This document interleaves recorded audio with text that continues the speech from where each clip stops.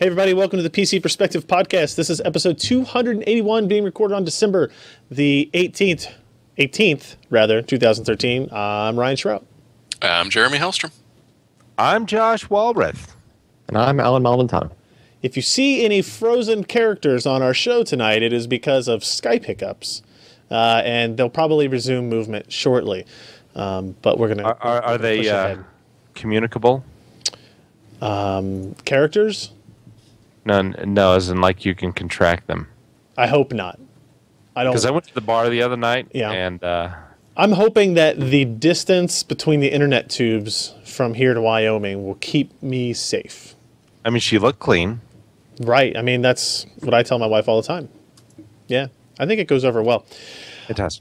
So this is a special episode. Not really. It's just the last one before Christmas. So it's our holiday episode. Can't you see? We got a Christmas tree. Yay. And Christmas being on a Wednesday, we will not be recording an episode next Wednesday night, but we'll have one on New Year's Day night. New Year's Day night. I assume you guys are free, right? Wait, New Year's Day night. Yes. Yes. January 1st at the normal it's like time. 3 days before we fly I'll still be out. hungover, but, you know. That's fine. Yeah. Okay. So that's what we're going to do. And if you want to know about when we're going to go live, you should sign up for our PC Perspective live mailing list. And you can do so at pcper.com/live. This is where Ken switches it to the... There we go. Yeah. Yelling at Maury. Okay, don't yell at Maury. It's not his fault. He's not celebrating Christmas on Wednesday. Oh, He's doing that. He's just Jewish. It's fine. He has all kinds of holidays throughout the month of December, so it's okay. PC Perspective Live mailing list, pcper.com/subscribe. All you do is give us your name, you give us your email, you hit the submit button, and we will send you an email almost all of the time right before we go live. Sometimes 30 minutes, sometimes 30 seconds. It all depends on when somebody in the chat room reminds me about it. Thank you, Imlock, today for doing so. And you can sign up for that. That's it. That's all I got. End of show. We'll see you on January... No. Actually, a lot of stuff happened this week. It'll be an interesting discussion. Let's start with a contest. You guys like free stuff? Yeah? You guys? I'm not eligible for free stuff. Yeah, if we ever got the free stuff, we'd be much more excited. Yeah. I didn't... Okay. I didn't say, do you like this free stuff? I said, do you like free stuff? Everybody likes free stuff. Okay. Well, she said she was clean, but I got a lot of free stuff. Okay. Yeah. Yeah. And but I think your Buyer trip beware. to the urgent care may not be free. It is not. So we have teamed up with NVIDIA, and they're going to give us 5 G-Sync upgrade kits that we can give to our readers, viewers, listeners, what have you. So the upgrade kit is only the upgrade kit. It does not include a monitor. So this is important. You must already own an ASUS VG248QE monitor. And you need to be willing to install this. It's not like super easy, but it's not really difficult, right? They'll give you directions. You have to take apart your monitor. I don't know if it'll void your warranty. It probably will. Yes. But hey, you know, you're listening to us. Chances are you're okay with that. And then we want your feedback from it too. NVIDIA is going to want your feedback on what your experiences are in actually using this device after you have the upgrade module. It's only available, this contest is only available in the US and Canada. That's not my restriction. That is NVIDIA's restriction. I'm super sorry about it. But we have 5 If you're upgrade kits. Canadian, you would say sorry. I'm so sorry. But we have 5 of these G-Sync kits to give away. And all you have to do to enter is you fill out a form on the bottom of this page. Name, email address, a link to your VG248QE monitor, and a YouTube account in case you want to, like, I don't know, subscribe to our channel and maybe get bonus points. I don't know if that's actually going to happen, but hey, you know, I threw it in there just because. So you need to fill out that form, and you need to include a picture of your existing VG248QE monitor. So you can't like take a picture off of some random website or Google image search and put it in here, because you have to have, I want you to either have on the display like the contest page, or have on the display, you know, hold a piece of paper up that says, you know, PC Per or G-Sync upgrade contest or something like that. If it's got a Newegg watermark. Yeah. Josh is going to be watching out for that. Josh is going to be watching out for that. And then leave a comment on that post, and we'll get in touch with you. I think I said the contest will run until December 23rd. So not that much longer. You've only got 4 days as you listen to this to get it figured out. So if you have one of those monitors, I guess if you purchase it and get it shipped really quick to you and take a picture of it, that would count too. But you're not guaranteed to win one, so don't be disappointed if you don't. But as far as I know, by the way, NVIDIA is still going to actually sell these kits. Just don't know when or how much. And right now you can get them through some other vendors. We'll talk about it a little bit as we get to news. So go to PCPro.com. You can search for ASUS upgrade kit or NVIDIA upgrade kit, or it'll be on the homepage or the second page of news stories as well if you want to look for that. So thanks to NVIDIA for supporting us. Now let's move into the news part of it and the story part of it, which is the NVIDIA G-Sync Tech Preview and First Impressions article that I posted up on December the 12th, which was the day after my 32nd birthday. So thanks, NVIDIA, for allowing me to work on an article on my birthday. It was really awesome. 32nd, it doesn't mean much. Hey, you know what? Essentially, they sent you $400 for your birthday. No, because I don't sell this stuff, right? What they sent me was a monitor. Yeah, but you didn't have to buy it. Yeah, It's like, do you sell the gifts from your mother? Yes. Mom, I realize this And is he just $300, admitted that on the but you know what? internet, I'm folks. never going to sell this. And so you screwed me for my birthday. Fair enough. All right. Well, I'll consider this a gift from my mother. All right. That's anyway. So they sent essentially that same configuration, the ASUS 144 hertz 1080p TN gaming panel with the upgrade module for G-Sync already installed. And they wanted us not really to review the monitor itself, but the implementation of the technology. And I'd seen it firsthand. Ken had seen it firsthand. We had a pair of those monitors here for a couple of days in the office when Tom came out and did the video with us about G-Sync technology.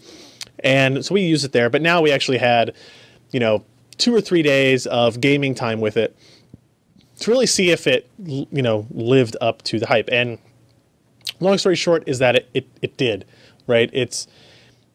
If you don't know about G-Sync, it's a technology that allows you to have a variable refresh rate on a panel controlled by the frame rate of the game without the horizontal tearing associated with V-Sync. And it's a much more complex product than that. And if you haven't seen it, go to our website, look up the story on NVIDIA G-Sync Tech Preview. It'll have a good description of it in there, but it'll also link to our previous story that I wrote about G-Sync technology, about the history of refresh rates.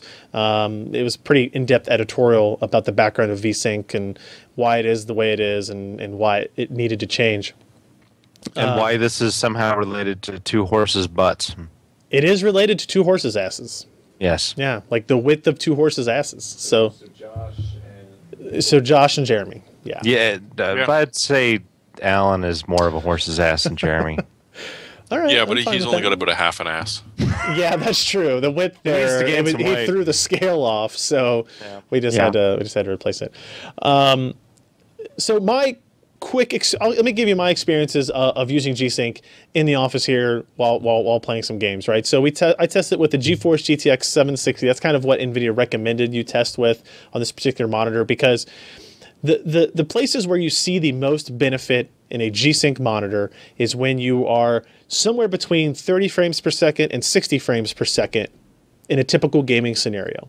Now, how often that is you're in that area as a gamer yourself depends on a lot of areas, a lot of factors rather. What graphics card you have, what resolution you're running at, what image quality settings you want. And a lot of people will disable image quality settings to try to get a fixed 60 hertz refresh rate because they know the issues that when you drop from 60, if you're enabling VSync, if you drop from 60 frames per second down to 30, you're going from a 16 millisecond frame to a 33 millisecond frame. That kind of back and forth causes issues, stuttering and kind of jittery imaging. So what this allows you to do essentially is enable more quality settings for those rare instances where you will drop below 60 frames per second, but you don't have to worry about having a subpar experience because of it. Look at, let's see, if we show this graph here. So this is really VSync on versus VSync off. This doesn't really have G-Sync. We can't benchmark G-Sync today because it requires DisplayPort, and all of our data gathering really uses DVI at this point. So, but what I can say is the frame rate that you get with G-Sync will be very, very close to this black line here, right? And that is VSync off, but you're not going to see any tearing. It's probably 1 to 3% lower than that, but it will be very close to that. The orange mass of color you see there is VSync enabled, and it looks like a mass of color because of, scroll down again, this. As we zoom in on just a 3-second interval, what you're seeing is one frame at 33 milliseconds, 2 or 3 frames at 16 milliseconds. 33, 16, 16, 16, 33, 16, 16, 33, 16, 16, 16. You can see there's a very kind of consistent pattern to it. While it's really overweight jogger theory. You know, you run a couple of steps, stop and breathe for a while. Yeah. You run a couple of steps, stop and breathe a while. While the black line here is, you know, it's much more consistent frame times, right? There's a little bit of spiking and that kind of stuff, but if you look at the variance between, you're looking at 23 versus 20 versus 21 versus 20, 20, 23, right? It's much more consistent, and the result is a smoother experience, except with VSync off, standard VSync turned off, you just have these tears along the screen. Now with G-Sync, you get almost that same performance without the tears on the screen, and it's a pretty impressive thing to see in person. Ken, for example, I set it up and I was playing Crysis 3, and Ken kind of walked up from behind me and said, it just looked faster. You look sexy tonight. Yeah, Ryan. he put his hands on my shoulders, and it was awkward. But then we talked about G-Sync. Yeah. And he said it immediately looked like it was playing faster, right? Because if you're used to playing with VSync on, it looks a little bit slower. It looks a little chunky because you get these kind of iterations of stutter in there, and you don't have that with G-Sync. And it's, you know, it works really well in, you know, select instances. With this monitor, G-Sync will work anywhere between 30 and 144 hertz. So you'll be able to run at 70, 80, 100, 110 frames per second without horizontal tearing and without any kind of frame stutter. The issue is once you get very far above 60, that kind of micro stuttering type stuff gets a little bit harder to perceive. But what this basically allows you to do is increase image quality settings to an area that you may never have done before, but without any of the negative drawbacks associated with either VSync on or VSync off. So I know you guys haven't really seen this in person yet. I think, Alan, you are trying to get to see it in person. What are you guys' kind of initial thoughts on this? I mean, my only negative is free one. I'd love it. Yeah, okay, well, we'll keep that in mind. But say you weren't getting a free one. Say somebody said, you know, in 2014 you're going to buy a monitor. Is this something that you would really consider looking for? Is it, you know, detrimental because you don't have an NVIDIA card, or you don't want to buy a new monitor, that kind of thing? Does it work in surround? Not yet. It will. I've been promised that it will in early 2014, but it does not yet. And the reason is, I think part of it is that this requires DisplayPort, and there are no NVIDIA monitors that I know of, no NVIDIA graphics cards that I know of that have 2 DisplayPort much less them. 3. Much less 3, yeah. right? So you're going to have 2, maybe 3 graphics cards to get this to work, right? So I imagine we're going to see this at CES. Yeah, there's going to be a lot of G-Sync stuff at CES for sure. I'm hoping we'll see higher resolution monitors. You know, we'll see, maybe, I don't know if they'll have like a surround demo. I'd like to see, can they get 3D vision working with G-Sync, for example? There's a lot of questions in the technology still, for sure. That sounds nausea-inducing. I don't know. 3D, G-Sync sort of moving up and down, not necessarily at the same time on both eyes? Well, that'd be something they'd have to work out, right? They would have to be consistent eye to eye. Yeah. But they'd have to shutter the glasses, like in sync with the G-Sync signal, not with the 60 hertz. Which I think Why they am can I do. seeing 46 hertz? Yeah. Ken says it'd be like watching The Hobbit. Oh. Oh. I think for me, like this is a really great technology. I'm not super impressed with the panel, right? I mean, it's a fairly low cost TN panel. The refresh rate is super high. I mean, if you look at the reviews on Newegg or Amazon, they're great because people that are buying this are gamers and they're super worried about latency and that kind of thing, and it works great for them. But I've become so attached to the 25 by 14 or 25 by 16 panels that going back to like a 1080p. What is this, a 24-inch monitor? You might as well just be looking at VGA. Yeah, well, not just quite. give me some big old icons on my little tiny desktop. You know, ideally, what you want is a 4K 60 hertz panel that can do G-Sync, and it should be $300. So maybe we'll see that at CES. That would be nice. Yeah. Maybe in 5 years. Maybe in 5 years. So I have a technical-ish kind of question about this thing. I will see if I can answer it. Well, you can because you have a panel there, but so the Pixie dust. the ASUS display is like 3 different inputs, right? You can select, DPI, whatever, right?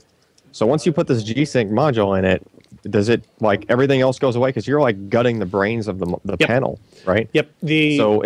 So it's only a DisplayPort panel at that point. It becomes only a DisplayPort panel. That's correct. The one that we got sent has those ports physically removed from the monitor.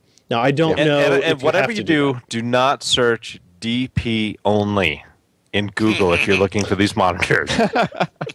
That's a good idea. That's a good safety Josh's safety tip for the evening. So I think it's really cool. I know, Alan, you're working on getting that monitor, and we're working on getting you a kit. So I'll be curious to see what your input is on it because you have a lot of, I don't know, you bitch a lot about frame latency and stuff, I guess. So I'll be curious to see if it affects you positively or negatively. So, and we'll be spending more time with it, and hopefully at CES, which is just so damn close. That we'll have a lot more news to talk about from that too. Maury's not on the show, but I'll mention you guys should go check out his review of the EVGA Z87 Stinger. It's a mini ITX motherboard from EVGA based on Z87 for Haswell processors. It's just an adorable looking board, isn't it? Just adorable. But it's got some impressive features. It's got a full-size PCI Express slot, as you would expect. I think you could actually build a house from that. Looks like a big brick. Well, I get what? Look at that. It'd take quite a few. It would take a lot of them. It's got 4 SATA ports. So if you want to make it a mini ITX gaming machine / NAS device, you can kind of do that, I guess, depending on the cases you get. But it has a lot of overclocking features, a lot of things that you would expect from like a high-end EVGA motherboard. It's got USB 3, it's got Bluetooth. I believe it has Wi-Fi's, maybe? I don't know. 6-channel Creative Sound Core 3D something.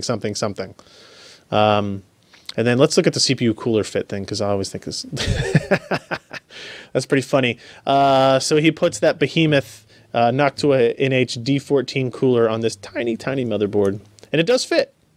It does fit. It kind of hangs over the side a little. So I don't know if you'd be able to get that in a mini ITX chassis, but you can. I think you'd want to lie that one flat. Yeah, so here's a shot of it with a full-size graphics card in there as well. So it's kind of cool to see what you can do with these mini ITX motherboards. They're becoming much more feature-rich, and if you're only going to use a single PCI Express slot, it can be all that you need. So he does some overclocking testing. Current pricing has it at about $219. On Amazon, which is pretty steep, I would say. But for a high-end kind of enthusiast level mini ITX design, that's not out of the realm. So check out that review. It's at the wonderful website pcper.com. And Maury says no Wi-Fi. No Wi-Fi's. No Wi-Fi's. So do you think that Shuttle was before their time, or they just missed their opportunity by producing kind of crappy products? I think Shuttle was before their time, but I don't think any of their chassis designs were good enough to maybe stand on their own, right? Because they included motherboards. They were bare bones systems, right? Yeah. And they made some okay like enthusiast motherboards at the time, right? But I don't know, like I still think mini ITX is a very niche part of the market. I don't know. I thought their shuttles were pretty successful. For the most part, At first, until they weren't. certainly. Yeah. Well, the But problem then was they is they do didn't strange iterate. things, like they put the AGP slot in the second one, and you couldn't have a double-sized cooler on it. Yeah, yeah. It just felt like it started really strong and then fizzled out, right? We used to go to like shuttle parties at E3, and like thinking about that now kind of makes my head explode a little. Maybe that's why. Maybe that's why they're not in business anymore. Is because they had E3 parties. But I think ASUS has come out with good mini ITX. We just have we have an MSI one in that we're playing around with now. This EVGA Stinger's a great board. If you want to try to build small form factor systems, like it's off camera here, but the EVGA Hadron case is like, obviously they want you to put an EVGA Stinger in it with an EVGA graphics card, but it all works really well, and we'll talk about it here in our next story, where we actually built a SteamOS PC around this configuration. Have you guys heard about SteamOS? I don't know if you know. Never heard of it. Yeah, I hadn't really heard of it either. Apparently it's based on Linux. I've never heard of it. So your iron runs on it? So it's a Steam box that you put a SteamOS. So Half-Life 3 is coming out? Yeah, I think it ships with that. Yeah? I don't know. But anyway, SteamOS was released to the public in a prototype / beta form, right? So they shipped those to the 300 lucky people that actually got the actual pre-built computers from Valve to test out SteamOS. Why 300? Because they bought that many motherboards. This is Valve. Kick the Persian into the well. Half-Life 300 Yeah. Yes. gotta be divided it. by 3 is 100, which is a percent. I got nothing. Lambda sign. You are not Sparta. So they released it to the public, and we decided to spend our Saturday building a SteamOS machine, putting it together, and doing the installation, seeing what broke and what didn't, and there was some stuff that broke, and then just seeing how it all worked.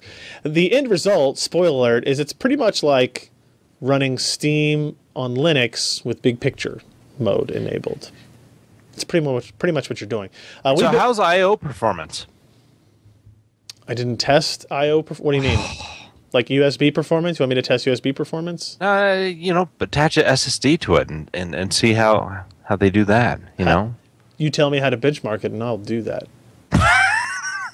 Can I install Iometer on this, Alan? Alan, anyone? Oh my God! We went to a Alan. storage thing, and Alan You think is he passed absent.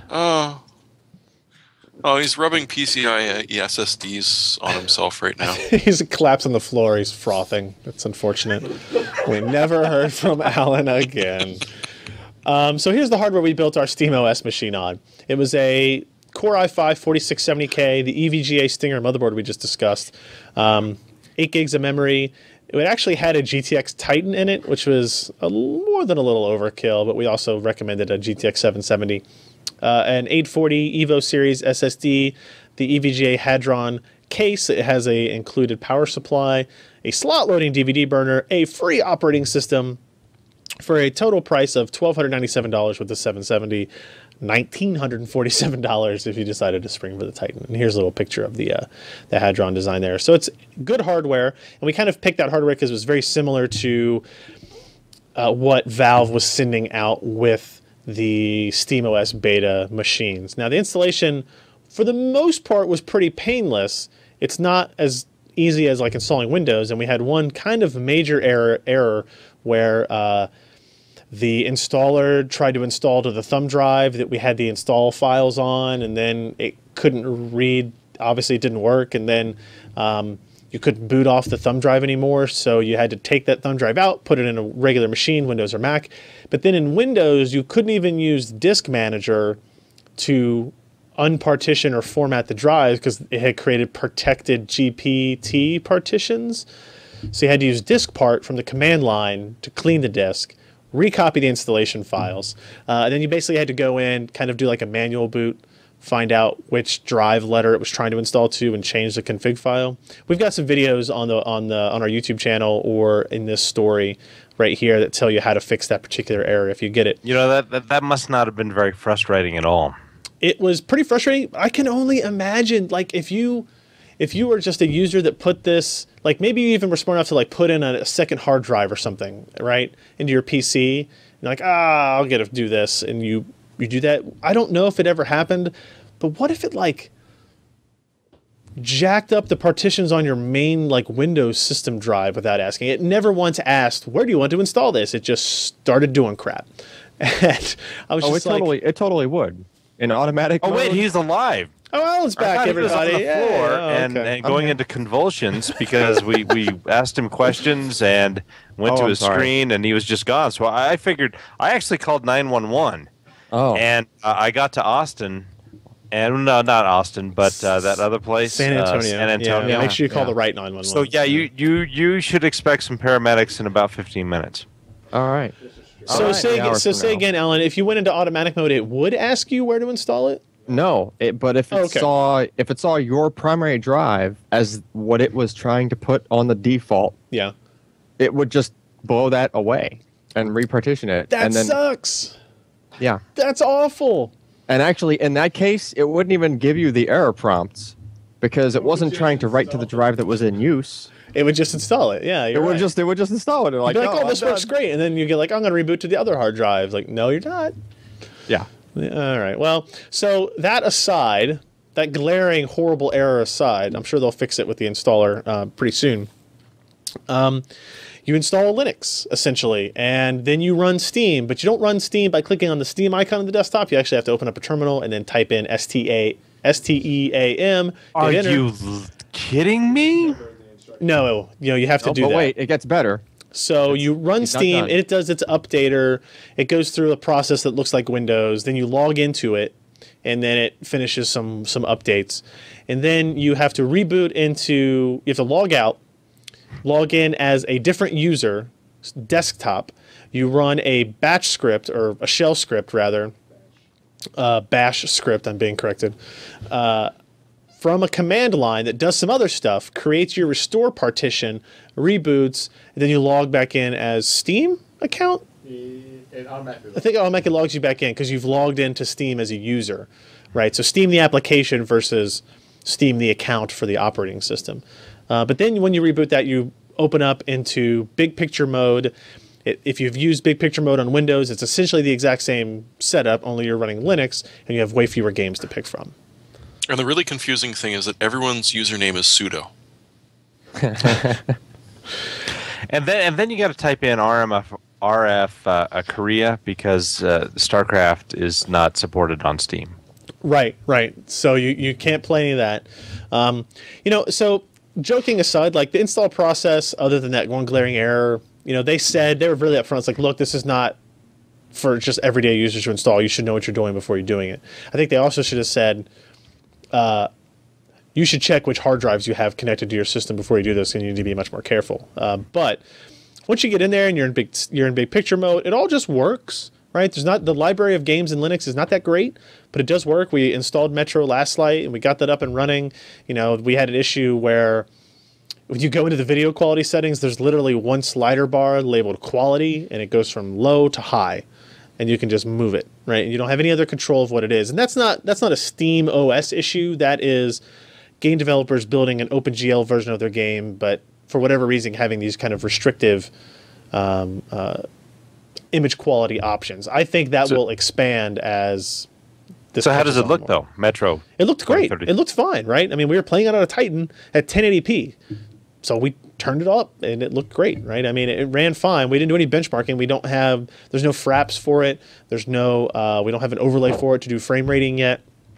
It just looked good at first glance. We played some other games, some of the lower end games like Hotline Miami and some other things. But like in terms of AAA titles, Metro Last Light was like the one that I would most likely point to as like a graphical showcase for it. And it looked great. The problem is it just needs more games, right? It needs more games, and it needs to be the streaming capability that SteamOS is supposed to have is not enabled yet. So, interestingly, when you're in big picture mode, if you have other machines on, which we did, that have Steam open, which we did, they would say, hey, I noticed that you have, I don't know, Skyrim on that machine, would you like to play it? When you hit play, it's actually trying to stream it, which would be it actually plays it locally on the Windows machine where Skyrim is installed, and then it kind of like just streams the video to you, and you can stream controllers back and forth. This really cool feature that will help improve the fact that there's no library of Linux games right now, but that feature isn't enabled in SteamOS today. So something else to kind of wait for. I would say now there's not a whole lot of purpose to build a SteamOS machine unless you just like to play around with new things and see how they work out. So any of you guys building a Steam machine this weekend? I wouldn't say I built a Steam machine per se. Jesus Christ. All right. Anybody? Nothing?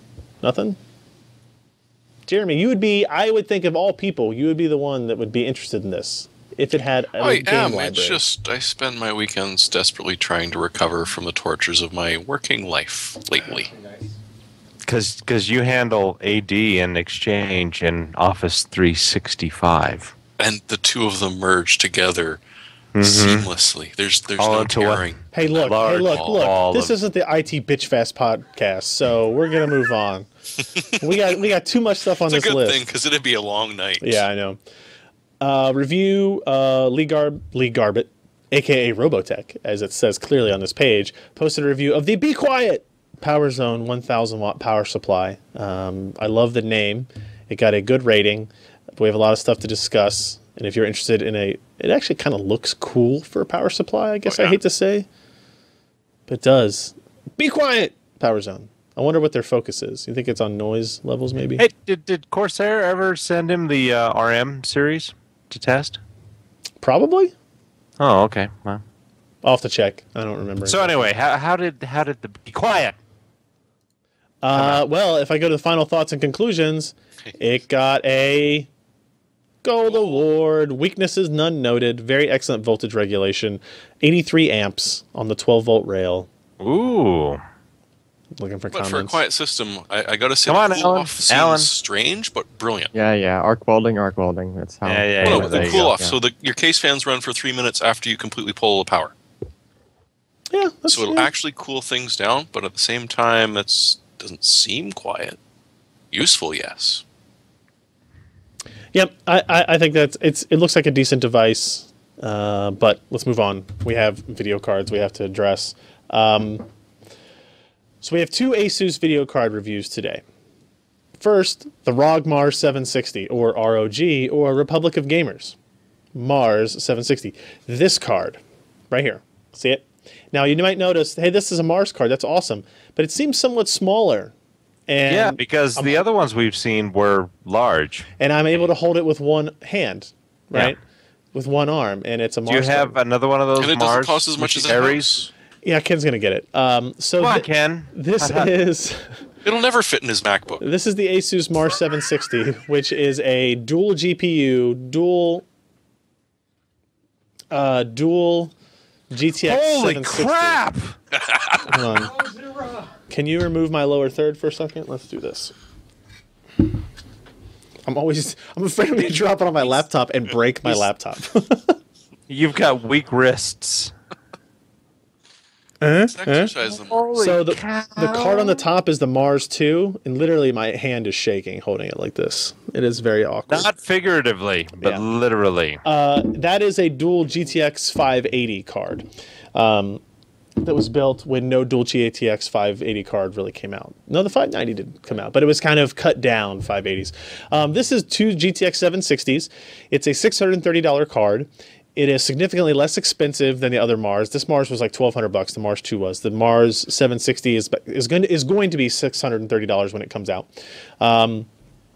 It's a good card. It has better performance than a GTX 780 Ti, which is great for less money. But it has limitations. It's only a 2 gig frame buffer per card, 4 gigs total, 2 gigs per GPU, 4 gigs total. And that creates some issues. Also, you are dependent on SLI scaling for performance with that card, whereas if you buy a GTX 780 Ti, you are not, right? So I think it's actually a really good value card if you compare it to the 780 Ti if you are a single panel gamer. If you're going to game at 25 by 14 or 25 by 16, this is a pretty good card for that performance level, right? If you're going to go to 4K, I would pass on it and get a 780 Ti or something like that, because the extra 50% frame buffer is going to matter there. And we did I did do some 4K gaming on it. It didn't benchmark very well, but we'll talk about that another time. The DisplayPort on it, though, worked fine when we used the DisplayPort for 4K, and it wasn't up to the task of playing games at the same level that the 780 Ti or the Radeon 290X was.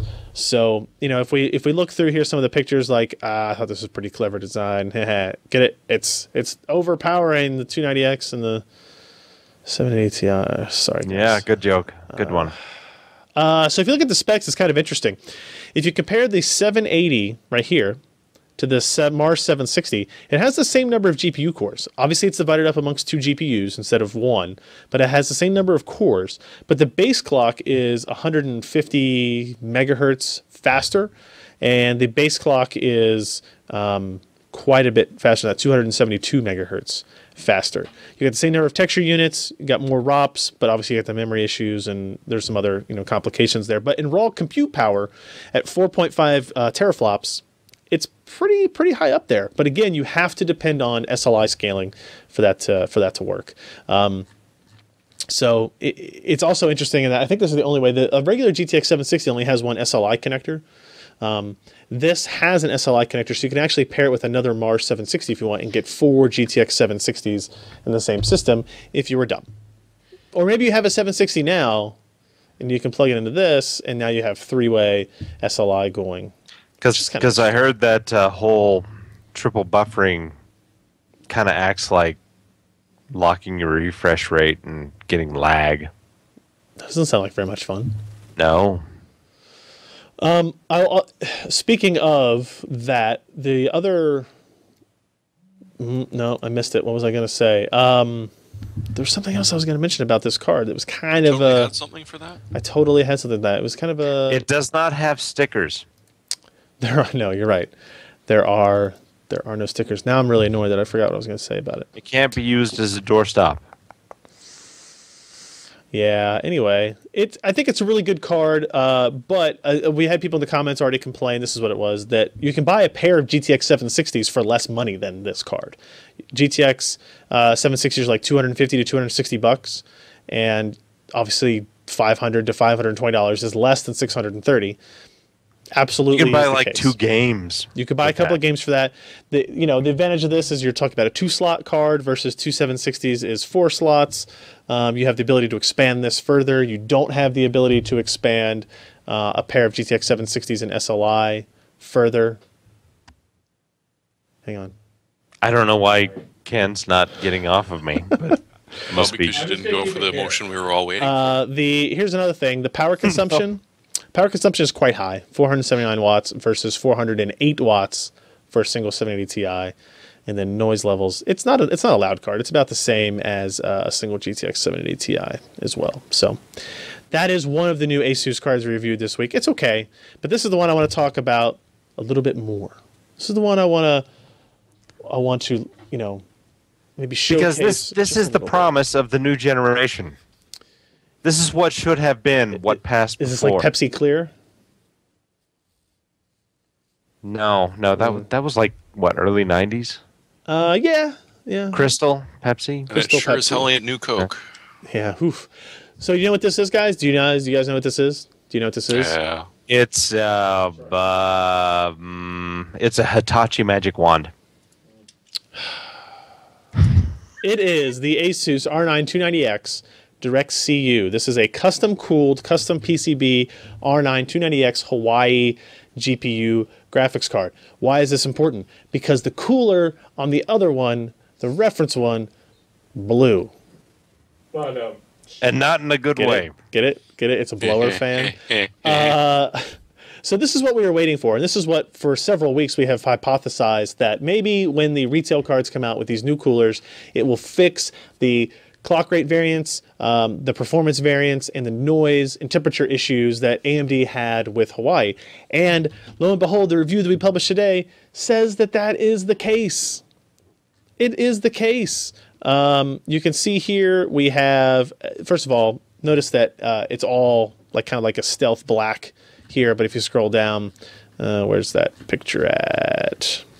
It comes with a couple of pairs of stickers, and you can choose to make it red or gold. It's the sticker edition. It's in a totally different way that we have normally been talking about. Why do I have that same picture in there twice? Who edited this? Because you're a num-num. So it's got 8-phase power. It's got one huge 10mm heat pipe on the top, 4 smaller ones on the bottom. It uses their Cooltech fan technology. It's got a great display output configuration with 2 DVI, a full-size DisplayPort, and HDMI. It's got all the makings of a good card, but the most important page of this review is page 2. This is the page where we see images load. There we go. So this card, just like the other one, has 2 BIOS switch options. One of them is performance, one of them is quiet. And in performance mode, it kind of looks a little different than what we've seen. This is what it looked like on the reference cards, right? 40% maximum fan speed, 95% target GPU temperature. If you look in performance mode on it, they kind of remove those options. And ASUS's kind of custom BIOS takes hold. Now, this is an important graph. Let's take a look. This is all stock settings, which means Sapphire and the reference press sample 290Xs are running in quiet mode. They're running in quiet mode. The yellow line is the new DirectCU 2 R9 290X from ASUS. It is running in its default state, which is performance mode, not quiet mode. No more bitching about it. I'm saying it right now, and I clearly write that in the article. But these are default out-of-the-box experiences. Here's what's interesting. The AMD card, or the ASUS card rather, has a 50 megahertz overclock, right? Its rated speed is 1050, while the rated speed of the reference designs are 1000. But look at these clock speeds. Notice that the yellow line, with the exception of these jumps down, which are during the reload of the looping Metro Last Light benchmark that we ran for 30 minutes, it is fixed at 1050 megahertz. Don't you love it when they show the money shot so early, Josh? It ran at the rated clock speed the whole time. Meanwhile, the green line for the card we were press sampled and the blue line for the actual card I purchased with money shows dramatically lower, right? Look at the blue line. It's kind of in the 860 to 870 range. The green line is in the 9 to 950 range, right? So clock speeds are pretty different. If you look at this graph, it shows you that in numeric form. The average frame rate over 25 minutes of gameplay on the ASUS card was 1047, whereas on the other two cards it was 930 and 869 megahertz. What's interesting about that is the rated clock speed difference between this green line and this yellow line is only 50 megahertz. If you just read the specs in the box or on Newegg or whatever, this is the green line. The Sapphire card is rated at 1000 megahertz. The yellow line for the ASUS card is rated at 1050. But the difference is much larger, 178 megahertz, which is a lot. That's like 17% of the rated performance of the Sapphire reference card. And it's not just a Sapphire issue. I'm not picking on them. XFX and the MSI cards and ASUS cards that were based on the reference cooler had the same issue. If you look at this fan speed comparison chart, you see the fan speeds are running much lower on the ASUS card. Not a hugely important metric because they're different fans, but this is an important metric. Look at the sound levels. The ASUS card is running at 37 dBA versus 43 dBA for the reference design. That's, by my math, 6 decibels, and that's a lot. We had an argument today about how much that actually was. Science is hard, but 6 decibels is either a doubling of sound pressure or... It's doubling of sound pressure, not doubling of power. Okay, doubling of sound pressure, not quite having the appearance of twice as loud, which is 10 dB, but... That's a lot. That's a huge difference. It's actually, now it's lower than the 780 Ti, and it's pretty close to the GTX 780, right? So what about temperature? The ASUS card is running at 77 degrees Celsius in this case. That's 18 degrees lower than the reference card. 18 degrees. That's actually lower than the two NVIDIA cards now. Power consumption, about the same. Now, what about in quiet mode? It actually lowers the sound, again, another 3 decibels of sound. But how does that affect performance? Here is the clock speed comparison. Now, for the most part, it actually performs the same as the performance mode versus quiet mode. Notice there's this green kind of stuff right here where the clock speed drops below 1050 and gets to about 950 in some cases, but hovers, I'd say, around 1000. But then it kind of goes back up, and for the rest of our 25-minute test run, stays really high. So why is that? Look at the average clock speeds, 1057 versus 1039. Not a huge difference. But you look at the fan speeds, you'll see that in quiet mode, the fan speed kind of eventually hovers around 1200, but you can see kind of where it peaks. And you can see this is the big difference here is the temperature comparison between these. The blue line is quiet mode, and notice that the GPU is actually getting up to about 94 C at one point. That's where we see the frame rate variant, or I'm sorry, the clock speed variance. And then the fan speed goes up, and it kind of finds a happy medium at around 92. Whereas with the ASUS card in performance mode, it never really gets above 77. So what's interesting about all of that data, and I might not even talk about performance here, is that in both quiet mode and performance mode, this ASUS card is superior to any of the reference designs out there. Even in its performance mode, its loud mode, or if you want to equate it to Uber mode, it is quieter than the quiet mode of the reference cooler by a lot. By a lot. And in the ASUS quiet mode, it's even better than that. And even in the ASUS quiet mode, it's able to pretty much keep the 1050 megahertz clock speed that ASUS set. Not 100%. There's that little issue where from I think 550 seconds to 850 seconds, there's this variance, while the kind of the power tune configuration figures out, oh, we need to increase this fan speed a little bit more and get the clocks down below 94 and we'll be fine. I just came away with this thinking, this is how this card and this GPU was designed, how it was supposed to work, day one. And it did not work that way. And we got a lot of crap for kind of telling people that it didn't work the way that I felt like it should. And this ASUS DirectCU 2 card does a great job of doing it. And if you want to look at performance, it actually increases performance quite a bit, right? So keep in mind, if you're increasing the average clock by 178 megahertz from the R9 290X reference cooler to the ASUS DirectCU cooler, that's a huge performance delta as well, right? Clock speed almost kind of matches to your performance level. So you can see here in this graph, you're going from 25 to 30 frames per second in Crysis 3 at 2560 by 1440 at top level image quality settings, right? And now it's actually beating the GeForce GTX 780 Ti. So there's a lot more benchmarks in this article. We go into overclocking a little bit, which you can check out there, and I even show you this nifty picture of where you can use both color stickers. What am I doing? Oh, it's crazy. Mixing it up. So is it essentially this, right? Yeah, it looks just like that. Yeah. Okay. It's the same well, cooler. it's the same cooler as the 280X DC2? 290X. No. This is the This is the 280X. Oh, okay. Yeah. You have But it's one still of those direct coppers. in It's lab, DirectCU don't you? too.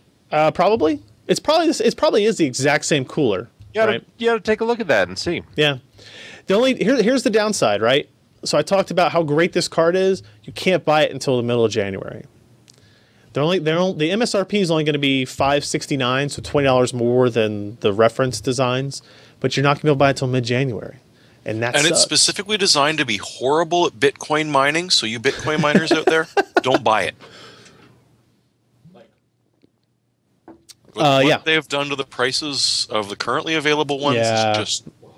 But then again, hey, but the value Bitcoin just went down by half, so even Litecoin's going to go down. Can hypothesize that we may see some dumping of R9 290Xs on eBay soon if the Bitcoin pricing continues to drop. So keep an eye out, gamers, for those cards on fire sale. Literally. I think I'm getting another. I think I'm getting a Sapphire custom cooler card in this week as well. So I'll play around with that. But I mean, am I overstating the difference here in the data? Am I overstating how much better this can be of a card? I know I'm the one that tested it and used it, but I'm just looking for some feedback. You're looking at a lot more consistent performance across the board. Yeah. Pretty much every game, and not like, hey, I want to play BioShock Infinite, and the next thing I know, my frame rates are suffering by 20%, which you can viscerally feel when you're playing a game. You add 20% performance and more frames, it's a big deal. And so, yeah, these designs, and I'll hold this up, even though this isn't a 290X, but, a large, well-designed, I can show you all angles. Oh, yeah, you can. Cooler with the, the special fan. Yep. Yeah, Cool I like Tech to fan. rub that back and forth. Yeah, you do. Yeah. It's a huge difference because it just seems more seamless. Yeah, I know, Alan, we talked about this a little bit on our chat today about... I did end up giving this a gold award. And I had some hesitation about giving an award for a product that I know won't be available for 30 days. And, the 780 Ti price could come down, or we may never actually see this card for sale at the $569 price. But you seem to think that this was still the right decision. Yeah, makes sense. It happens with storage stuff all the time, right? You get, products announced, NDA is up, we can publish on it, but it's not necessarily on the shelves for another couple of weeks at least. So, I mean, you can always go back and, revise your conclusion if things change. So, it's an odd situation to be in, and Ken and I were talking today. Is it possible that the current shortage of R9 GPUs, 290, 290X, is partially because of Bitcoin mining and Litecoin mining, but is it also possible, or am I kind of being crazy here, that AMD was like, it just makes sense to hold off on using these R9 290 GPUs on reference cooler designs and instead wait for our partners like ASUS and Sapphire and XFX and those guys to have their custom ready solutions. They're going to get better reviews. They're going to be better received. Customers are going to appreciate it more. Is that something that you think that they would do, Josh, or would AMD just be like, we're going to sell them as long as we have them, type of thing? Well, Josh, how many years have they been using this reference cooler design? How many generations? I hate you, Jeremy. You're cutting me off. Yeah. Go drink some scotch. So, I agree. How long have they used this kind of, not the same cooler, but a very similar cooler? I don't know. We've got 5,000 series cards over there that have it. 4,000 series, I think, has it. Okay, do we want some historical reference here? If you do, make it short. Okay. Chip makers do not want to sell their own products because they cannot differentiate it as well as going out and selling more chips and letting all the other guys handle things like PCB production, negotiating for memory, negotiating for all the other power parts, line space, whatever. And so I think AMD is kind of figuring this out, and they probably figured it out a while ago. But they don't want to be in the business of building a video card because margins suck.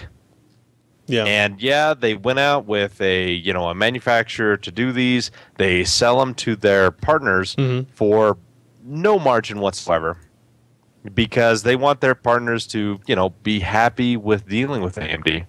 And so what they want to do is they want to sell them the GPUs. They want to say, hey, you know what?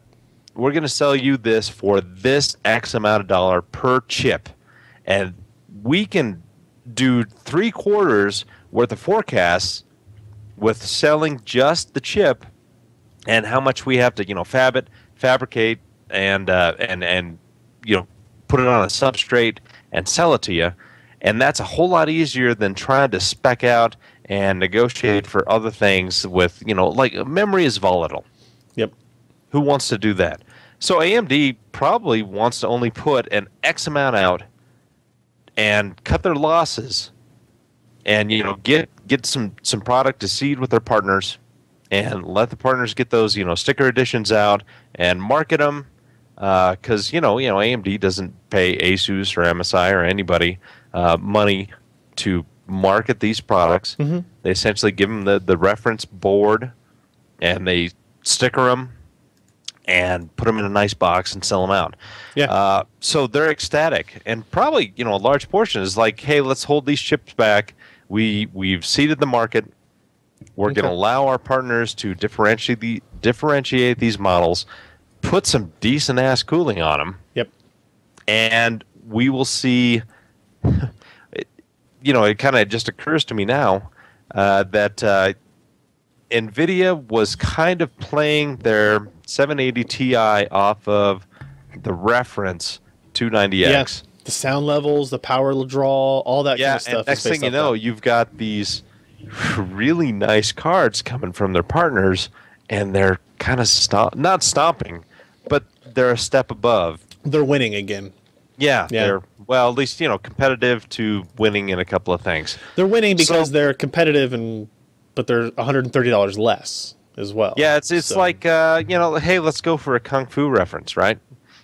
Yeah, when you face your opponent, you do the bow like this because you see that the hand here, it looks kind of weak, but behind the hand is the fist. You just put Unless your finger you're down. grasping something and you've got change video. anyway, Thank you. Yeah. So go check out the review. I know a lot of you people have been clamoring. You're so racist. For the custom cooled like R9 290Xs. Like I said, I think we have another one out. ASUS told me this won't be available till mid-January. I have another vendor that said that they might have a custom one available as early as next week. I don't believe it, though. I think they're just trying to get me to be excited about reviewing their product as quickly as possible. So, we'll keep an eye out for that. But it's a good story. Go read it and click through all the many pages that I have provided for it. Let's move on. Okay, we've been running late, but it's okay. We'll go a little bit longer because we're not going to have an episode next week. I posted a video today as well. A lot of content coming out of this website these days of the. I don't know how we're going to pronounce this. Topre, Topre, Topper. You want to show this thing that I'm trying to pronounce? There you go. Topre. Topre? You think it's Topre? Taper. Topper. Tappa. Tappa? Tappa. Tapas. I'm hungry. Tappa. So, like I said, I say in this article, the short little news blast, I don't consider myself a keyboard guru, but I use a lot of keyboards. We have a lot of workstations here, and I'm usually at all of them once or twice a day, and they all have different devices, so I come to come in contact with a lot of keyboards. This is the Topre Type Heaven keyboard. It is a somewhat of a hybrid between a membrane and cherry style key. They call it a it is called a electrostatic capacitive key switch, which is interesting in that it doesn't have to actually trigger a physical switch to do the key press. It's doing it based on some kind of capacitance, and when it breaches a certain threshold, it sends the keystroke that way. It's a pretty interesting technology. If you watch the video, if you type fast enough, can you generate current? I hope so. Actually, that's when the keyboard starts to glow a light green color. And you know what? If the end of the world comes, yeah, you better stock up on these things and just get a bunch of typists. You can keep warm. Gotta get some cats like walk across the keyboards back and forth just all day. So it is on the kind of cost level and quality level of a high-end Cherry keyboard. It's $150, but it is significantly quieter than the other Cherry keyboards we have in the office. And I've been actually using it for about a month now as my primary. Most of the articles that I've written have been written on it here at the office, and I really, really like typing on it. It's not as loud. It doesn't have the kind of snap sound to it that Ken's keyboard does immediately behind me that I'm going to reach across and just smack him when he doesn't type very often, but when he does, it can be, he has problems with spelling. It's fine. It's got the keys have really nice texture on them. They're not like super smooth, and you can easily kind of feel when you're in the right cavity of the keyboard, and like I said, it just sounds good. It feels good. It doesn't have a lot of extra features. There's no multimedia controls. There's no volume or play, next track buttons. There's no additional USB ports on there for you to attach other devices. It's pretty much a plain Jane 104 key keyboard that happens to be very high quality, and it's $150. Seasonic is now distributing it in the U.S. It's a Japanese brand, but they're now distributing it in the U.S. and it's $150. And I think that comes with a 2-year warranty. Don't those keys look sexy, guys? Look at those keys. I haven't seen keys like that since 1987. I don't know. I mean, I guess probably you have. Would be my guess. It's called the Topre Type Heaven. Something. No, just the Topre Type Heaven keyboard. So if you're interested in that, check out that video. I'm going to skip NZXT G10 is a all-in-one water cooler for graphics cards. We have one of these and we're going to test it. So I'm going to skip this because we're going to talk about it sometime in the future. So there's no point in us talking about it twice. Alan, is there anything interesting about the OCZ Intrepid series SSDs that they announced last week? Oh, wait, he's there. thing- He's not on the floor. Yeah, no, I'm not on the floor. The most interesting thing will be if we actually see them shipping, I guess. I don't know. OCZ has filed for bankruptcy, but they have also announced that Toshiba, right, is going to purchase their SSD business assets. And that part of that deal for them purchasing is that everything continues as normal. The product plans go as normal. The personnel stays the same, and all that. So that's the good news. We all say that at the beginning of the relationship. We all do say that. You're right. And trust me, I believe that there will be a lot of changes if and when this goes through. One thing that we did get asked about by a reader was what happens to the power supply division, PC Power and Cooling. I think actually, and as far as I can tell, it was sold lock, stock, and barrel. Nope. Only the SSD division went to Toshiba. The rest of it is they're trying to find buyers. So if we're interested, so put together some money. What about the neural interface division of OCZ? The neural interface division of OCZ was taken out behind the shed. Oh no! Shot in its neural face. He was let go a long time ago, along with the last several samples of neural interface. I still have one here at the office. It's somewhere around here. Somewhere. So nothing else really to bring up about this particular SSD, Alan? Well, the MLC flash is 19 nanometer, which suggests Toshiba. Weird. Huh? Interesting. Okay. It is. It's rather interesting. Yeah. And it should. That flash tends to perform a little bit better. Actually, has slightly lower latency. Hadn't seen eMLC in 19 nanometer from Toshiba yet, but I guess it exists. And just the specs for this product generally compared to the previous enterprise level OCZ product is much increased. It's sort of much transfer. The Many Intel megabytes. data center drives that came out a year ago, and some of the other enterprise drives, they're sort of shifting towards this is the longest latency you're going to see for any I/O from the drive, right? They sort of shifted to that, I'm okay with that. with their controllers, and this controller with the OCZ firmware claims a similar kind of thing. So they're kind of playing some catch up, but it's good to see that they can, meet that spec. Fair enough. Otherwise, they're just not competitive, really. Scott was on a news posting rampage this week as well. How about we start with Haswell Refresh 2014 details? Jeremy, you want to bring us up to speed on that real quick? Well, it's this is sort of the accumulation at the end of the week of what we have seen. But as it turns out, in the middle of 2014, we should be seeing a Haswell refresh. This is not going to be a complete replacement. It's just going to be a refresh. So the 470 or the 4770 that we all come to know and love is going to be replaced by the 4790, which will essentially be a 100 megahertz bump to the base on the turbo CPU, and it's not going to be a K version.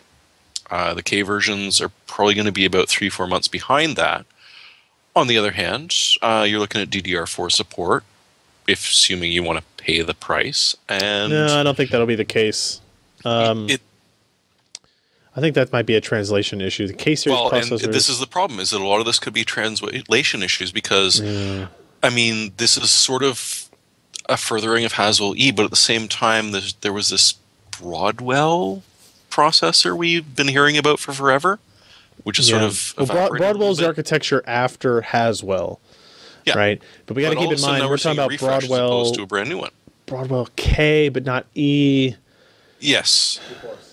Yeah, Broadwell is the 14 nanometer, and it shares pretty much the entire architecture with Haswell. So you're not going to see a per clock increase, but you will see better power consumption and potentially, I say potentially tongue in cheek because 14 nanometers Tri-Gate may not clock all that much higher than what we see today.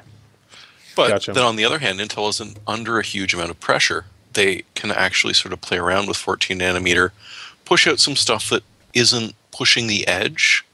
It's just, we're back to the old tick-tock where a process It's not even a tick-tock, it's a tick-tack. Well, why don't we? So there are lots of Intel leaks that happened this week. We'll kind of merge this all. VR Zone also had a Haswell-E leak first look. They had a slide here that shows Haswell-E processor overview. Now this is being shown as having DDR4 2133 memory, but it's still using the DMI 2.0 interface to that PCH. Okay, this is why not having a strong AMD is hurting the consumer. Oh yeah. Because they're slowing stuff down, slowing the next step. Remember when AMD really pushed DDR? I do. Intel was like, hey, Rambus is the future. Yeah. Okay, not so good. Oh, man, if AMD hadn't been around, we'd be stuck with Rambus? Rambus. Hey, we might not have even breached the gigahertz barrier. Yeah. Because they did that first, too. So this story says, basically you see some of the specs here. LGA 2011 still revision 3, 8-core and 6-core iterations, 140-watt TDPs are still there. Haswell architecture, of course, 8 cores in that would be good. So basically a kind of modest increase over what our Ivy Bridge E is today. And happily to announce 140-watt TDP on those as well. I think that's what we're at now, right? Or are we at 130 now? 125, 130. Okay. So it's a little bit increase. How about more Intel? Intel Broadwell to reach. We'll go the other direction now. Intel Broadwell to reach 3.5 watt TDPs and other details. So, Josh, you were bringing us up on Broadwell. So, how do you think about 47 watt to 3.5 watt TDP SDP ratings? Yeah, that's it's SDP. And so you can add a couple of watts here and there and still be within where they want to be. Yeah. But they're going down to 14 nanometer. It still has some features of 22 nanometer, namely, I believe the back end metal layers. So you're going to gain some power savings and some die space savings, but you're not going to see a big jump in frequency and overall kind of performance. But yeah, they can go lower with this new process, and certainly they've designed Broadwell. I mean, it's not just copy and paste. They've done work on Broadwell to make sure it works on 14 nanometer, and it's going to be very energy efficient. But looks like they're going to offer in the kind of lower, actually in the H series, they're going to offer both single chip solutions and dual chip solutions. So one where they integrate the PCH controller hub into the processor, and one where it's still separate, so you can have, motherboard in a separate processor. But it's the U and the Y that are kind of neat. Okay. I mean, the U you're talking about, and yes, we are talking about SDP, but somewhere between 15 to 28 watts, which for Intel, we're starting to delve into atom territory. The Y series, they're looking at 4.5 watts, which you might be able to push down to 3.5. Almost unheard of for Intel, for what is one of their mainstream designs, not one of their side projects like the Atom. Cool. Although the Atom has come so far. How cool does a 3.5 watt Broadwell sound? Well, if you stack, no pun say, intended. 20 or 30 of them together in a server rack, talk about like what kind of small form factor singular devices tablet can you would get? be nice. I Yeah. mean, yeah.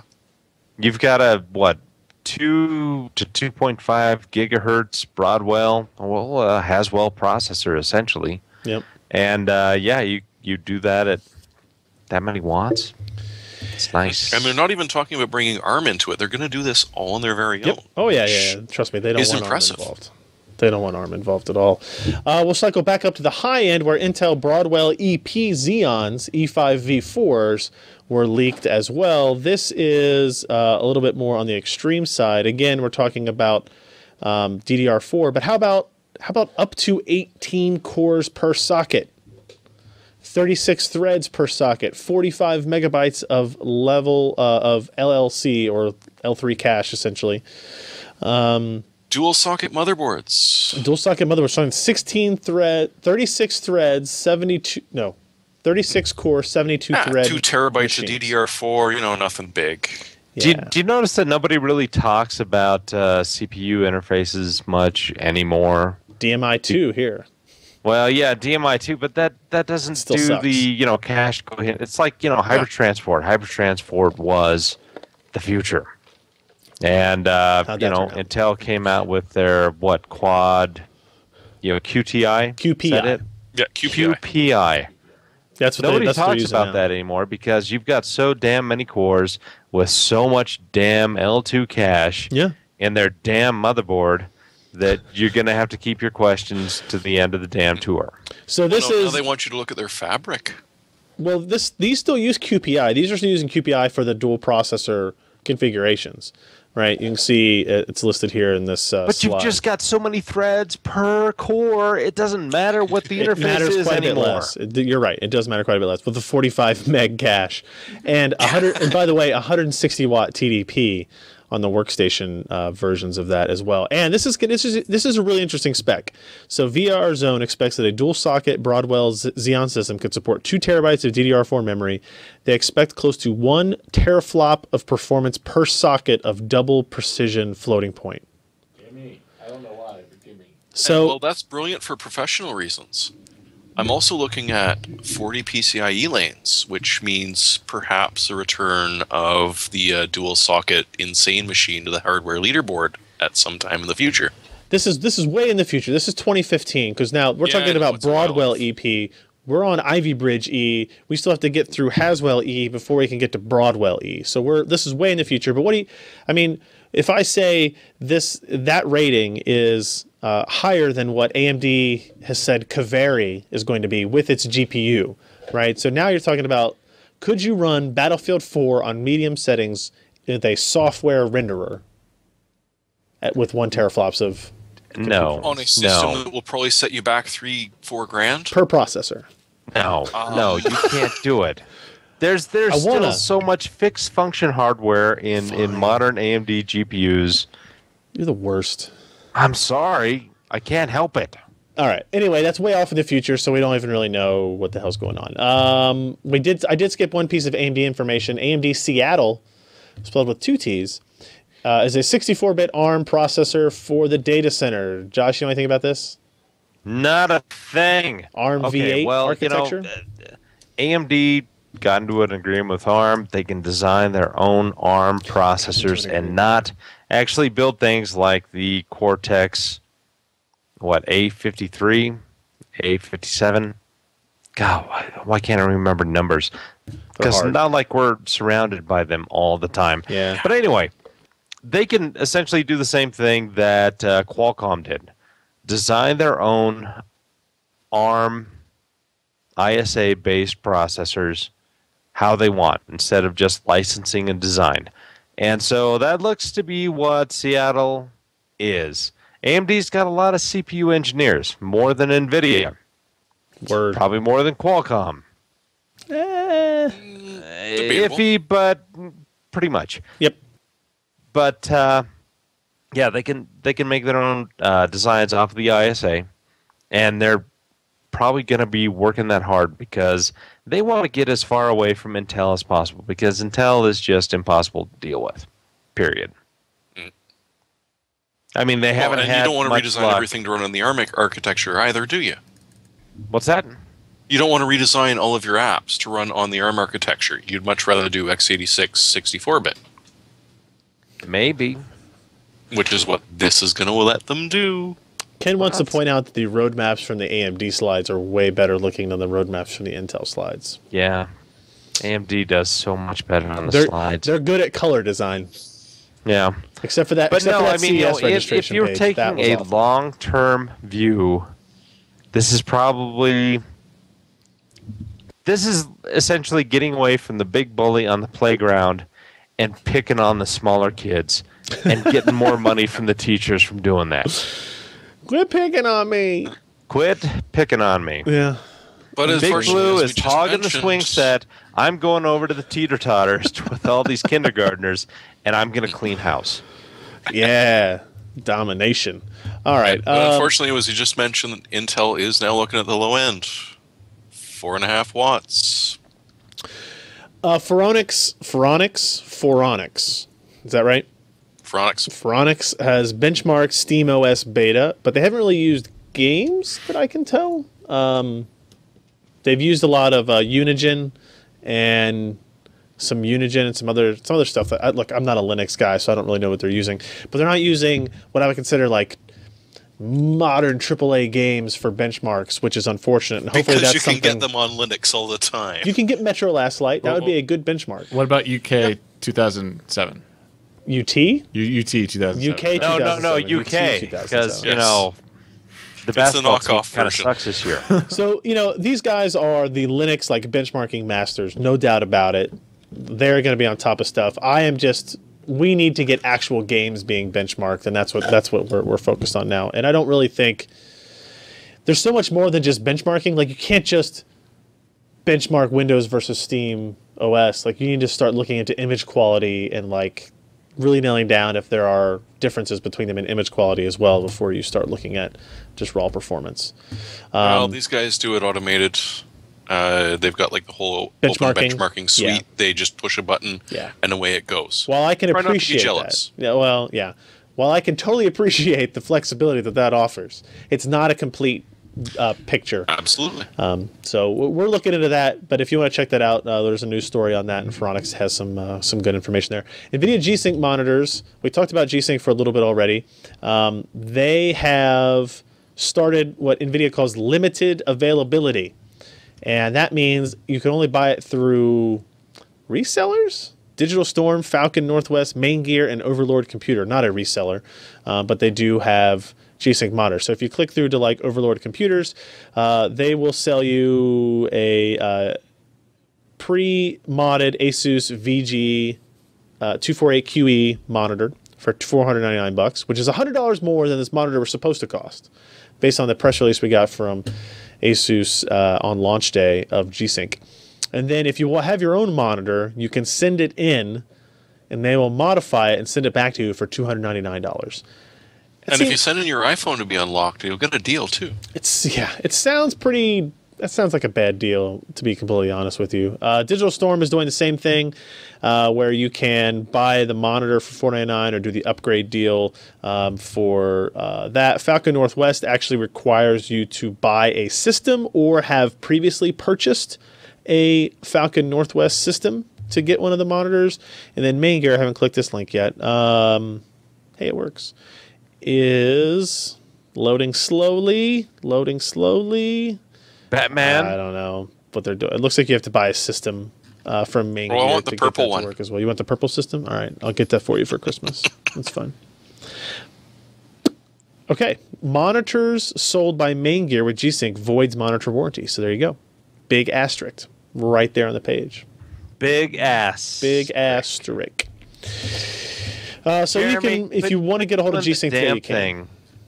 What? With Jeremy keeps messing up the show notes, and it makes me unhappy. Wait a When minute, I wait a get minute, hold on. unhappy, Jeremy, Go back to what that Cat Main gets Gear. unhappy. Go back to that Alright, Main Gear look, thing for a look, second. The show notes are totally messed up. Oh, there you go. Much better now, Jeremy. you want me to So go you're back to telling Main me- Gear? Because when my cat gets unhappy, people die. And when you get unhappy, you get funnier. All right, now we're listening to Alan. Everybody, let's listen to Alan. Yeah. So so you're telling me there's a company selling a product with 0 warranty? My guess is that it's covered under a main gear warranty, not the ASUS warranty. Oh. Yeah, it defiles. I only ask because, like, what if the thing just warranty. doesn't work, shows up and it doesn't even work? Then it's like, oh, sorry, no warranty. Main Gear's a good company. Like, they're not gonna. If Main Gear does that to you, you call me, and I'll get on the phone with Chris, and I will bitch at him, and then he will send you a new monitor. Let's put it that way, because that would be pretty crappy. And then I'll get on the phone with NVIDIA and bitch at them for partnering with that company. So I'm not worried about that. One more NVIDIA bit of news. GeForce Experience 1.8.1 was released that enables Twitch streaming, which is actually pretty cool. So they've had shadow play, where you can record 10 or 20 minutes locally and then, kind of edit that in the background, and it doesn't affect gaming performance, which is awesome. Now you can stream to Twitch with the same kind of lack of impact on your frame rate, which is pretty cool. And it's integrated right into the GeForce Experience. I don't know if it works with everything right now. I think it might actually. If it's working, if you can record it, then you can stream it, right? So that's what my mom always said. It says upstream bandwidth requirements of video are high at 3.5 megabits upstream for top end, 2 megabits for medium, and 0.75 for minimum. But who wants to watch that crap? It works pretty well. So if you have a GeForce GPU and you want to try out this Twitch streaming, you can do that. And I think you can do it so that you can. You have a webcam on, yeah, and you can toggle that on or off, in the corner automatically, which is actually, it's pretty cool. It's a pretty impressive feature to have. Just for free. The NSA thanks you for that feature. NSA doesn't need GeForce Experience to do that. They don't. They can turn on my webcam, and if they have seen some pretty horrific things. Yeah, I'm sure they have. Let me. I do have one complaint about this whole GeForce Experience thing. We just got in a notebook from Origin PC that has dual GTX 780Ms in it. Okay, it's like a $5,000 gaming laptop. You cannot run Shadow Play. You cannot run GeForce streaming to Shield. You cannot run Twitch streaming, obviously, because it requires a desktop GeForce GTX GPU. And I'm going to have to complain to somebody, because there's no reason you should have that much GPU horsepower in a notebook and not be able to use it because it happens to be in a notebook. Especially considering the GTX 780M is actually a full core GTX 770 GPU. It's a GK104 part, so yeah. On a 750M, no one can hear you stream. Damn it. Yeah. All right, so that's all the news you're going to get between now and what? You look confused. New Year's? That looks like all of the news we're going to get between now and New Year's. Now, obviously, we're not going to have a podcast next Wednesday, but you can still come to the wonderful abundance of information that's PCPro.com, and we'll have lots of news stories and reviews and videos that go up throughout the week there. So make sure you check that out. But now let's get into our hardware software picks of the week. First up is me, because I run the place and I get to do that. You sign the checks. Is the ASUS Transformer Book T100. This is a 10.1-inch fingerprinty, as you see there, detachable 2-in-1. Those aren't fingerprints. Touchscreen laptop. This is when did we first see this? What event were we at? IDF? Was I at IDF? Yeah, I think it was at IDF. I don't remember. So this is a Bay Trail based system. It's kind of like the most of the other ASUS Transformer series notebooks. It is a tablet and it is a kind of a notebook in one, and it's running Intel's Bay Trail SoC, so it actually runs full Windows 8.1. It's not RT. You're not limited to anything. Any app that you can run on your PC, you can run on this. It may run slower, but you can still run it on this. It gets great battery life. The performance is good. The screen looks great.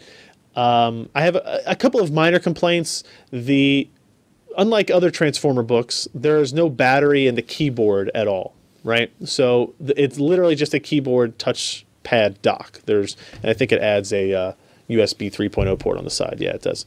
But it doesn't add any battery. And because of that, it's lighter, which is good, but it's lighter, which is bad, because Does it tip over when you type? No, it doesn't tip over when you type, but it can feel like it's going to tip over, right? It can feel a little top heavy, which is why they, if you can kind of tell here, they limited how this is as far back as it can go, which is fine most of the time, but I've had several instances where I was annoyed that I could not tilt it back further than that. And still operate on it and use it. So it's fairly inexpensive. Looks like it's on Amazon right now for $4.59. I think you can get this for $3.99. No, I think it's $3.99. I don't know, Alan. I know you looked at this at one point. Do you know what you saw the pricing at one point? There was two different storage capacities, and I think that changed the price. Okay, so there are different storage capacities. This one is the $4.59 on Amazon is the 64 gig SSD iteration. Yeah. So it's a 10-inch screen, 1366 by 768, 11-hour battery, they claim. It's pretty close. The Baytrail TZ3750 is the processor. Don't be scared by the fact that it is an Atom processor. It's a pretty good Atom processor. I did play Hearthstone on it for a little while. Hearthstone? Oh, you finally got your key, did you? Oh, I got that key a while ago. I just haven't played it in a long time, and I happened to have this charge, and I was like, I'll try it. The controls on Hearthstone don't work great with the touch panel part of it. Hearthstone. Hearthstone. Hearthstone. Hearth. Topre. Oh, fuck. Topre. So here is the detached device, and you can see it has just a... Oh, apparently I turned on the camera. Look, everybody, it's you. Look, guys. Mm-hmm. So it's a pretty nice device. We have some other Baytrail stuff in the house, his house, that we're going to test out soon. Don't do that. I just did it. I wish they would have these speakers on the back. They sound okay. I wish they were on the front. Speakers should be on the front of tablets. People, listen. Use some cardboard and mod it. Yeah, or cup your hand around it. So yeah, that's my pick. Give it a good cupping. If you're looking for like a last-minute gift for somebody that needs like a small notebook, something to carry around that's inexpensive, they're not going to do anything real intense on it, web browsing. It does come with Microsoft Office Home and Student, and it comes with Windows 8.1. So that's a pretty good deal. Oh, hey, speaking of that top-heavy thing, my neighbor picked up one of those things a couple of weeks ago, and... He blew out a disc. Its top heaviness resulted in breaking the screen. How do you do that? I don't know, like tipped off the table or something like that. I've never actually had it tip over. It just like I wish I could show you on the desk now, but like. No, I've used that in person. Right? I can push it pretty far, and it doesn't tip over. Right? You have to. I'd have to see what kind of angle that was before it would tip it over. If you had it like on your lap and you were kind of, tilted down a little bit, it might do that, but I blame him and not ASUS for that. It's a neat little device. I would recommend it. It's the best transformer device that they have built thus far. And it's not stupid expensive, and it doesn't run a Tegra or... Yeah, there is another one that they make that is stupid expensive. It's like $1,500, but it's like a transformer? Yeah. Damn. All right. It's like an i7 transformer with like a big screen on it and everything. Oh, okay. All right. Yeah. Jeremy? It's one of those big transformers you got to stack a bunch of the robots together to make, right? Yeah. It's like Constructicon. Jeremy, you're up next. What do you got? Makes a funny sound when you do it. Hey, if you're going to give the MPA the finger, you got to have a lot of money. And if there's one company on the planet that has a lot of money, it's Porsche. Yep. So Porsche sort of went for you wouldn't download a car, would you? And said, you know what? Here's our Cayman S exterior to download for your 3D printer. It is exactly to spec, so you can print yourself a little tiny one. Or if you have the ability to print a giant 3D model in metal, you could actually literally print yourself the exterior. And I stress this, the exterior of a Cayman S. You're still going to have to come up with the engine, the seats, everything else. It's pretty awesome. Just the fact you can actually download a car is got to be one of the funniest points of 2013 for me. Paul Walker does not approve. Too soon. Too soon. Too fast. He's so mad. Too fast, too soon. You guys are really awful people. Josh. Me? Yeah, what do you got? You know what? I haven't done an SSD for a while. Before But when I you wanna get a 240 gig for like $160 without mail-in rebate, yeah, that's a good deal. it's a nice thing. I want to point out that in the search box of the link that you had, and it says SanDisk 240 gigabyte. Oh, well, never mind. Delete Kingston. that. It's Kingston Digital 240 gig SSD now. Alan, is this an okay SSD? Good, bad, indifferent?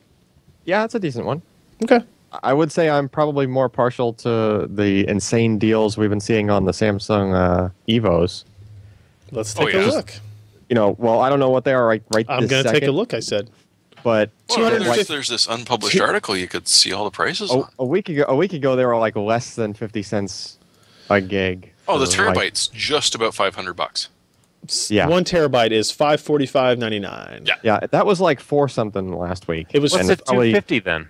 It was 460. We had one Yeah. that was. I think In we fact, had I the. think Newegg's got a better deal on it right now, but not by I think much. that deal might be over, but yeah, I Well, think keep an eye out though. Is Yeah. my point. even You know, at 'cause- 545 for the 1 terabyte, that's awesome. Yeah. And I thought we had like the crucial M500. Is that what it was? 960 gig drive. Yeah, I think so. And that one is 497. Yeah. That's really good. Yeah.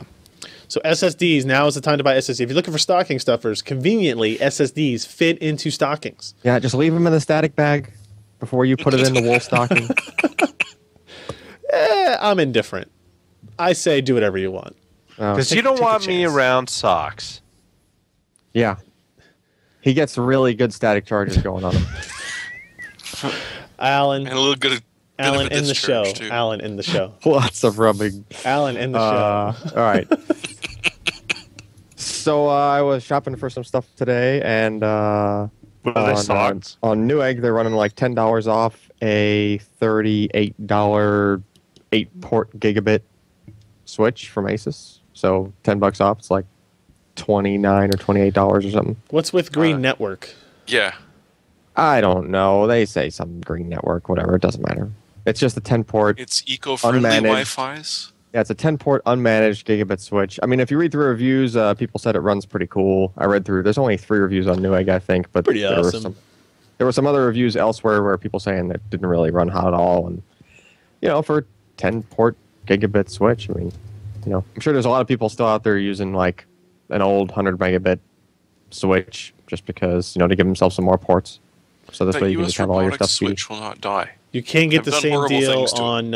on Amazon with the $10 rebate as well. Oh yeah, it's like a rebate coupon thing. It's like a PDF. So yeah, it should work on Amazon too. Nifty. Yeah, it's right here. After rebate, $28.99. It's kind of neat looking. I mean, for an 8-port, it looks small. I went after it because it looks like it'll fit on top of the what's that 66U or whatever yeah. It looks like it'll sit on there and not The interfere Dark with the Knight. antennas. Router, On Yeah. top of Old Smoky, Yeah. spaghetti, all covered with cheese. etc. Yeah. All right, everybody. That has been our super long, extended pre-Christmas edition of the PC Perspective podcast. We thank you guys for joining us. If you are watching live, congratulations. We're going to give away some game keys right after we finish recording. And you can take part in all this if you come to pcper.com/live. And watch us record the show. We usually do it every Wednesday at 10 p.m. Eastern and 7 p.m. Pacific. Obviously, we're not doing that on Christmas Day, but we will be here on New Year's Day at the normally scheduled time. If you want to get a reminder for that, go to pcper.com/subscribe, sign up for our mailing list, and we'll make sure you know when we are going to do live streams of either the podcast or special events or whatever we're going to do. If you want to find us on the interwebs, you can do that at pcper.com. Obviously, it's where all these stories that we talk about come from. It's where all these wonderful writers that work on the site and can put all their work.